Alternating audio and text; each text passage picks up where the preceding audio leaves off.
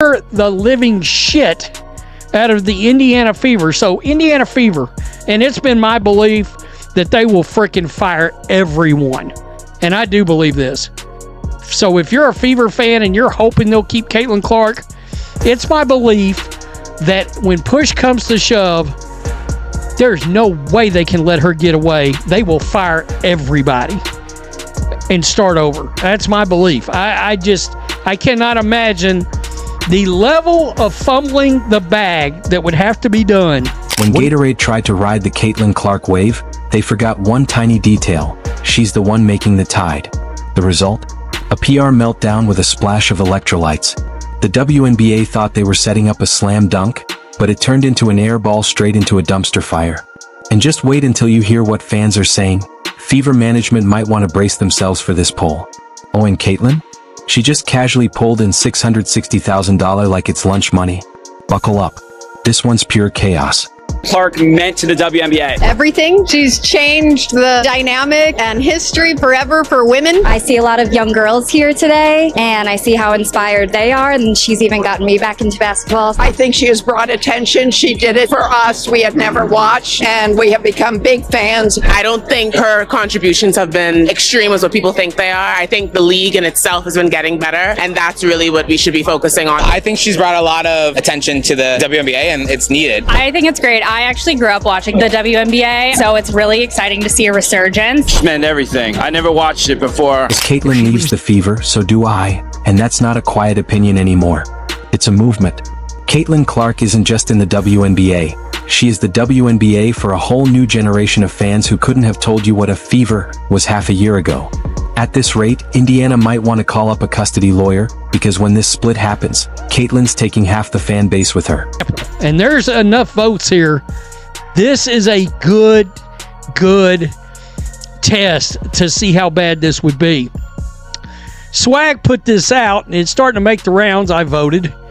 Okay, Fever fans, answer this. If Caitlin leaves Fever, would you still support the Fever? We got 1,145 votes here.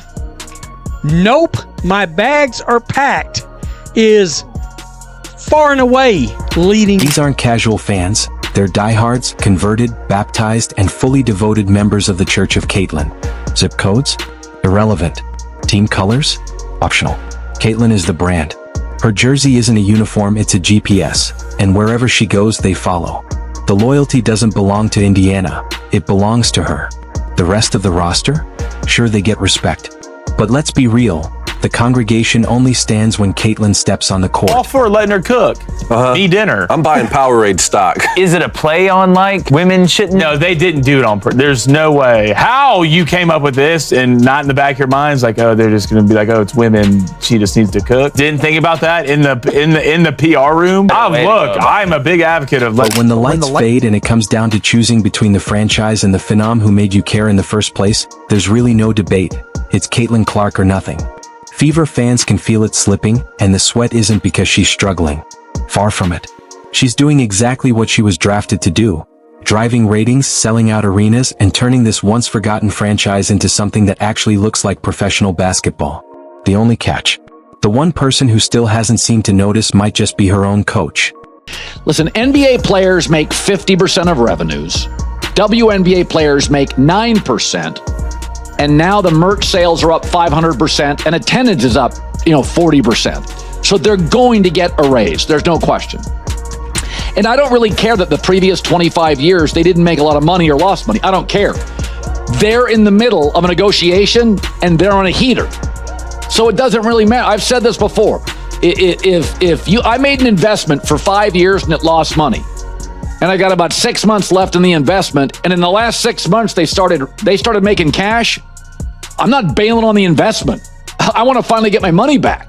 So they're going to get a raise. They're finally turning a corner. But and negotiating in any business is all about current momentum. It's not about 12 years ago. It's about current momentum. Because somehow the game plan sounds less like empower your superstar and more like, maybe next quarter. Which is hilarious and tragic, because spoiler alert, they're not winning, they're losing, and they're losing ugly. Yet every post-game presser feels like deja vu. One player goes 2 for 14, couldn't hit water if she fell out of a boat, and the coach says, "Keep shooting, honey. They'll fall eventually." Caitlyn takes one contested 3 in crunch time. Boom, instant lecture. That's not strategy, that's performance art. Fans see it.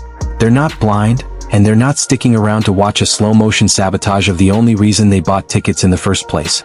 The message couldn't be clearer, and it's being shouted louder than a WNBA highlight on ESPN3. If Caitlyn leaves, we leave. Clark is a media driver. She is a ratings driver. Think about the NBA post Magic and Larry, the NBA post Michael Jordan, tennis post Serena Williams, golf post Tiger Woods, right? There are certain athletes that drive the sport more than others. And that's not to take away from anyone else drafted tonight. That's not to take away from the other incredible superstars in the WNBA right now. Because this isn't just fandom, it's migration. And Caitlyn Clark is the monarch butterfly leading the flock. These fans aren't packing Fever merch, they're packing portable allegiance. They don't care if she ends up in New York, Las Vegas, or the Bermuda Triangle, they're following. The team could change names, cities, or rebrand as the Toilet Paper Tornadoes. If CC's on the roster, they're all in. This isn't a trend. It's a full-blown cultural shift, and Fever management should be terrified. These fans aren't being dramatic, they're just honest.